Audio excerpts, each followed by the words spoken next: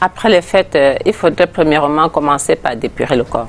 Dépurer le corps passe par un bon volume hydrique. Il faudrait beaucoup s'hydrater en buvant beaucoup d'eau. Pour des personnes qui n'arrivent pas à boire au moins 2 litres d'eau par jour, parce qu'après les fêtes, on ne sera plus dans 1,5 litre d'eau par jour. Il sera question de prendre au moins 2 litres par jour pour permettre au corps de drainer au maximum de toxines à l'extérieur. Alors, si vous n'arrivez pas à boire les 2 litres d'eau par jour, c'est pas grave, vous pouvez prendre des infusions.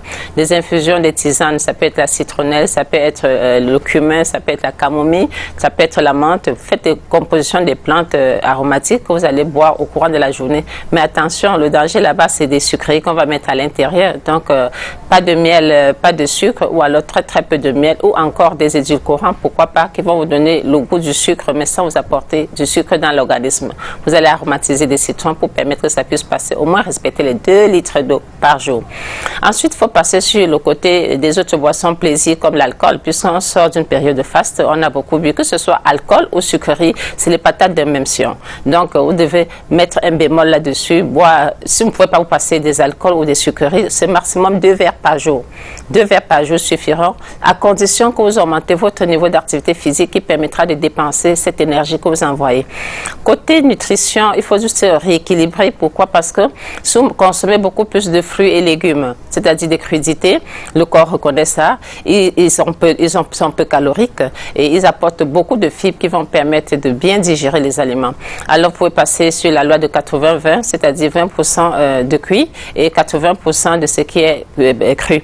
Ou encore 20% de produits carnés et 80% des végétaux.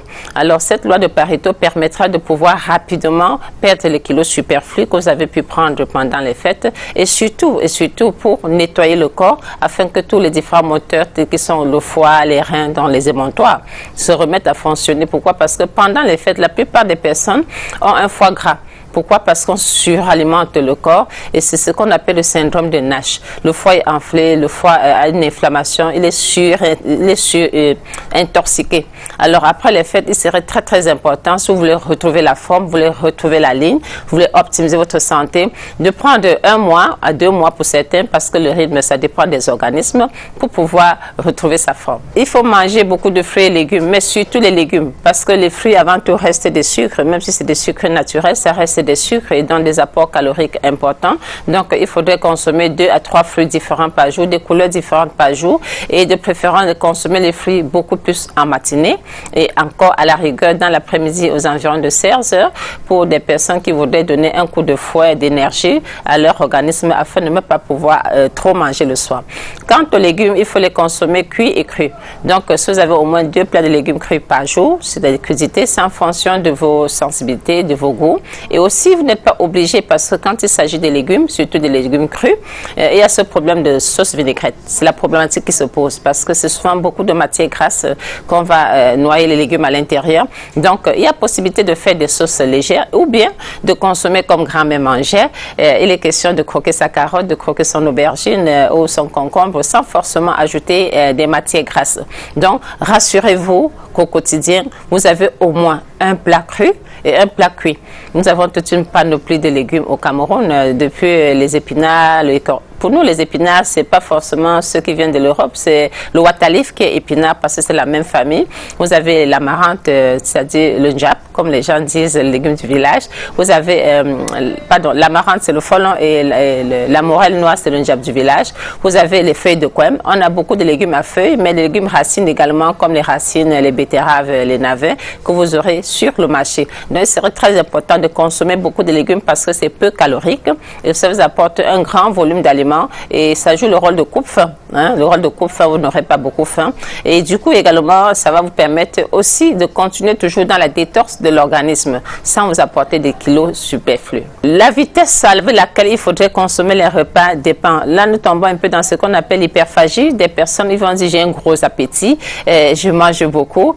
Non, il faudrait manger doucement, premièrement. Pourquoi? Parce que la digestion commence dans la bouche. La mastication est très, très importante pour pouvoir bien digérer les aliments aliments. Pourquoi? Parce que le fait de bien mastiquer fait que l'aliment traîne un peu dans le ventre et l'amylase salivaire donc amorce le travail de digestion des amidons que nous avons dans les repas.